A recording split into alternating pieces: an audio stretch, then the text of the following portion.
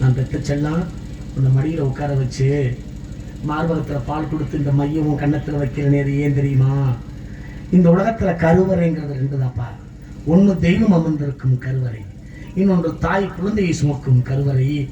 இந்த கருவறைங்கிறது கருப்பு நிறமாக இருக்குடா, உள்ள இருட்டுடா, கருப்பு நிறமாக இருக்கும். உன்னை 10 மாதம் வயிற்றுல சுமந்து 10வது மாதம் இந்த உலகங்கிற வெளிச்சத்துக்கு உன்னை கொடுத்துருக்கேன். ஆனால் இந்த தாயை நீ என்னைக்குமே மறந்துடக்கூடாதுடா.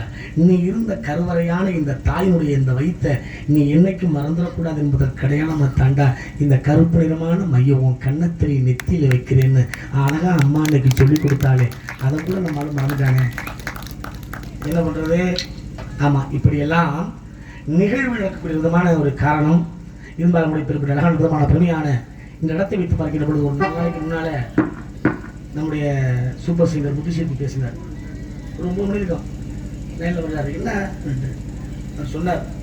ஏன்னா அவர் நாடகத்தில் இருக்கிற பொழுது மருதம்பட்டிக்கு அடிக்கடி வருவார்.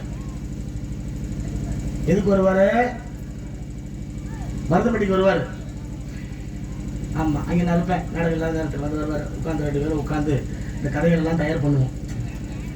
ஆமாம், யாரும் சொல்லாமல் இருக்க முடியாது உங்களால். ஏதாச்சும் நான் ஏதாவது சொன்னால் நீங்கள் ஏதாவது சொல்லிடுறீங்க. ஆமாம் ஆமாம், அது உட்காந்து தயார் பண்ணி கலந்து உரையாட இருந்தது. ஆமாம், அதுக்கு இடையில் இப்போ பேசுகிற பொழுது சொன்னார், மாமா நீங்கள் போகிற வழி சரியான வழியாக இருக்குது. ஏன்னா இன்றைக்கி நம்ம வாழ்ந்த வாழ்க்கையை கொஞ்சம் கொஞ்சமாக தொலைச்சிக்கிட்டு இருக்கோம். தொலைஞ்ச வாழ்க்கையை கொஞ்சம் நினைவுபடுத்தணும்னா நீங்கள் மற்ற ஆள் மாதிரி இல்லாமல் இந்த மாதிரி மக்களுக்கு தேவையான விஷயங்களை நீங்கள் சொல்லிக்கிட்டே இருங்க.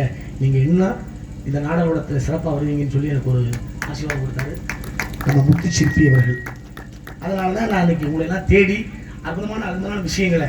ஏன்னா இப்போ எல்லாருமே இவங்க வந்துட்டாங்க காரைக்குடியில் வந்து. நான் ஒரு நாள் மட்டும் புதுக்கோயில் வந்து ரொம்ப சிரமம்.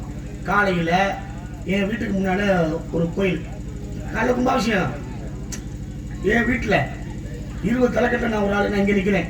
அதனால தான் அண்ணன் சொல்லி அண்ணன் என்னை சீன் முடிச்சுட்டு கொண்டு வந்து விட்டுருங்கண்ணே, நான் அப்படியே போயிடுறேன். ஒரு 8-9 மணிக்கு நான் போயிடுறேன் அப்படின்னு. நான் கட்டிட்டு கோயில் ரெங்கநாதர் திருவரங்க பெருமாளுடைய ஆலயத்தை நாங்கள் ஒரு 20 பங்களியை சேர்த்து ஊரில் கட்டி வச்சிருக்கோம்.